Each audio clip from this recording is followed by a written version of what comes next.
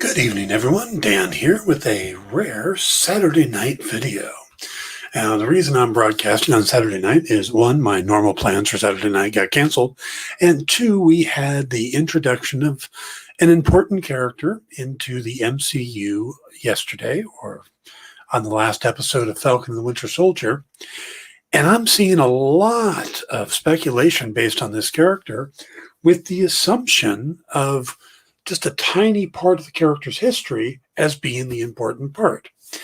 Now, that could be 100% true, but I figured it's better to tell you the history of the character and let you decide, or let you see, and then just see how it's going to work out. So let me tell you about this character. Now, I am going to turn on the spoiler banner in case you haven't seen episode 5, just in case. So if you haven't seen it, get out of here now, because as soon as I put a picture up here to my left, it's going to blow the Cameo. So give you a chance. 3, 2, 1. Here we go. So let me pull up my graphics that I like to run while I'm doing this. Okay. As you can see, that's right. Elaine from Seinfeld has joined the MCU. That's right. Kramer is now part of the official MCU canon, or perhaps Old Christine, which is funny since she worked on Old Christine with Clark Gregg, who of course is Agent Coulson. So it's not that strange that she's in it, but you know what? If you would have told me that an 8-time Emmy Award-winning actress was going to join the MCU, and you gave me 10 guesses, I probably wouldn't have come up with the name Julia Louis-Dreyfus. That's just how stunned I was to see her strolling along in those boots and sitting down between John Walker and his wife. It stunned me. And then she said her name, Contessa Valentina Allegra de Fontaine. And I was even more stunned. Now, a lot of people online are immediately reacting to the fact that she was once Madame Hydra. And it's true, she was. But the important thing is that she isn't the only one to ever be Madame Hydra, and it's only a small part of her character. Most of her character arc, she had nothing to do with Hydra. She was an agent of S.H.I.E.L.D., so let's not jump to the conclusion. And then the other thing I've seen people do, and it's only a couple sites, but they equate her to Madame Hydra, and then they show pictures of Viper, who's also been Madame Hydra, and suddenly, oh my God, she's playing Viper, which is a big Captain America villain, but that's not who she is. So, totally different character. Now, so let's go through the history of who this is. Now, the Contessa first appeared in Strange Tales number 159, thanks to writer and artist Jim Steranko, during the era where Nick Fury was moving from being the leader of the Howling Commandos to director of S.H.I.E.L.D. in an attempt to cash in on the popularity of the James Bond franchise. And of course, if you're going to homage James Bond, you need the Bond women, and that's what Val was supposed to be. Now, she was a member of the European jet set and a citizen of Italy before her parents died, and then she kind of found her life was kind of meaningless. Enter Dum Dum Dugan, who saw her as a potential S.H.I.E.L.D. agent and recruited her. And during her training, Nick Fury visits and ends up sparring with her, and she does a judo throw and tosses him to the ground, and he's kind of impressed. This, of course, leads to them eventually becoming lovers, and she would become one of his most trusted agents throughout the Steranko run and well into the years of Agents of S.H.I.E.L.D.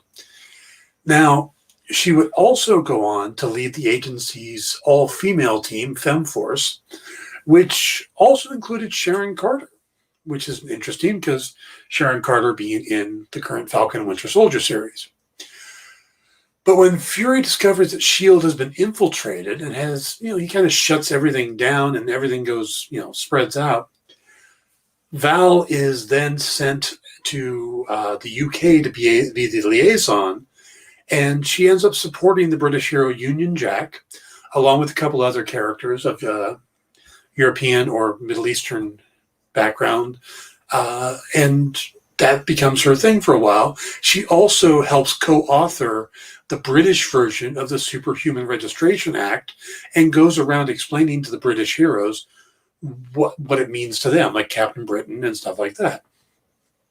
Now, this was pretty much the extent of her entire thing until Jonathan Hickman wrote Secret Invasion. And in Secret Invasion, a Skrull took over for her to get close to Nick Fury, to get secrets out of him. And of course, Fury grew suspicious and ended up killing her and learning she was a Skrull. Now, this, of course, is where Fury first finds out that Skrulls are invading. And this could be important since there is a Secret Invasion Disney Plus series in the future. Keep that in mind. But Val is eventually rescued, alive and well, and returned to the Marvel Universe. Now, the problem is that the next time she pops up is in the Secret Warriors. And in the Secret Warriors, that's when she's Madam Hydra. We find out Hydra's been controlling S.H.I.E.L.D. all along, and that she's part of Hydra. Except we also learn that before she was a S.H.I.E.L.D. agent and before she was a member of Hydra, she was actually a sleeper agent for a former Soviet Russian spy agency called Leviathan, which making her a triple agent. And that's what it says right here, triple agent. So she basically was working for 3 different agencies at the same time. Now, again, a lot of people are jumping on the Madam Hydra part, but maybe Marvel's played out Hydra and we're going on to something else. We'll see. Now, she's also appears more recently in last year's Ravencross series, where she's part of a group called Janus, which I really don't know that much about. But interesting enough, within Janus are also the characters of Norman Osborn, which everybody seems to think will be coming to the MCU soon, and Madam Viper, or Viper, who a lot of people are suddenly confusing Val for. Not Viper. And what Janus has to do, so she could be representing Hydra, she could be representing S.H.I.E.L.D., or maybe she's working with Fury again as Sword, or maybe she's Leviathan, maybe she's Janus. A lot of possibilities there, so we shouldn't just jump to one. Now, this is not the first time the character has actually been a lot in live action. In 1998, there was the Nick Fury Agent of S.H.I.E.L.D. TV movie starring David Hasselhoff, and Val, well, nope, that's not, there it is. Val was played by Lisa Rinna. Now, I've seen the show, seen the movie. In 1998, we had no MCU, we had no superhero movies. This was just out of the blue, there was a Nick Fury movie on TV. Yeah, it still sucked. It still sucked. I mean, I want to say, yay, we had Nick Fury on TV. It was horrible. It was horrible. Yeah. But, all right. So let's go back to the new character. Now, what is Contessa Valentine Allegra de Fontaine? And what's funny is when she was introduced, it's actually De La Fontaine. So they've cut the la out.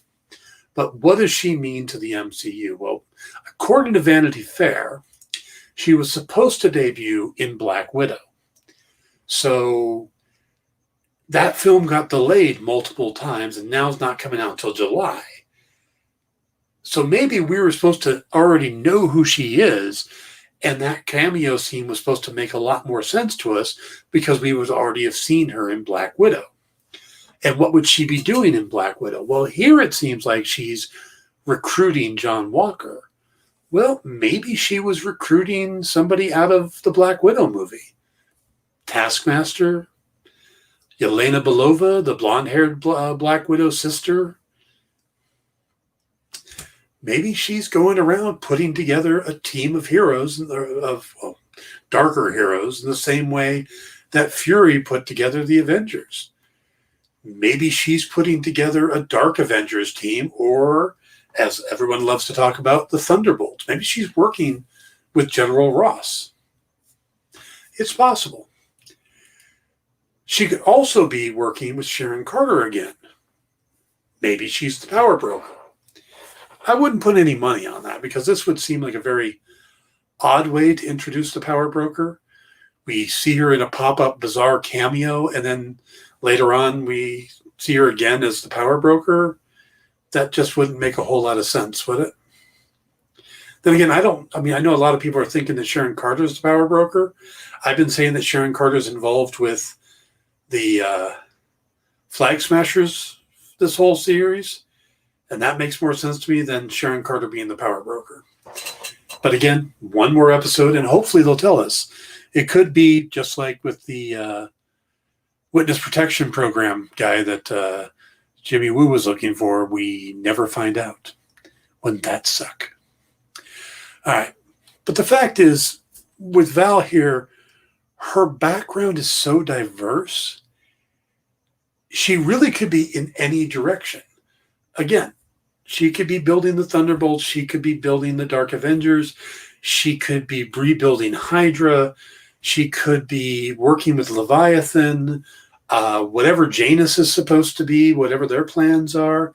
I mean, the character, we really don't know anything about the character. Hell, they might be bringing her in specifically because of the ex-love angle with Nick Fury. How weird would that be to have her and Fury kind of hate flirting with each other? That would be fun to watch, but it would be weird. Now, anyway you look at it, there are some big plans for this character. That's everything we're hearing is there's going to be big plans. And I doubt they would get this level of an actress just to do a throwaway cameo. So you bring in Julia Louis-Dreyfus for a big reason. And even though she played it a little on the funny side, and I'll admit that it kind of took me out of the moment because it was suddenly, well, there's a chick from Seinfeld on my screen. And it took me a minute to get back into the movie, into the show. But I see the potential for the character and how she plays it. So I'm curious to see what she's going to do. Now, I don't think we're going to get any more of her this series. Or if we do, it'll be another quick cameo type thing. Like all said and done, Walker is about to get arrested or whatever, and she swoops in and gets him out of there. That's about as far as I think we'll see her, if at all, anymore in this series. I think it's a build-up for future projects. We'll see her somewhere else. And I'm perfectly fine with that. I think this is the long game. This is the equivalent of Nick Fury popping up at the end of the Avengers, or end of the Iron Man movie, just dropping the name of the Avengers. That is what I think this is, and I think we're going to get that building up over time. So, and while she has been Madam Hydra for a short time in the comics, I wouldn't assume that's her role now. It could be, but she could be a lot of different things, and we just don't have enough information yet. So don't get locked in off of a simple cameo and one of her titles from the past. Let's see how this plays out. Again, she's obviously doing something, and she's recruiting John Walker here. Let's wait and see what happens in next week's episode and how she appears in Black Widow. If she still appears in Black Widow, then we can start making some assumptions. Otherwise, let's just take a moment and realize Elaine from Seinfeld is in the MCU. That really is weird. All right, guys. Have a great Saturday night and the rest of your weekend. Please join me tomorrow night for Pop Go the Writers with Paul Story and Andrew Goggin. And we're going to talk about this latest episode and everything that's going on and what we think the finale is going to be. Also, if you can, please hit the like and subscribe buttons while you get a chance. I would appreciate it greatly. Have a great evening, and we'll talk soon.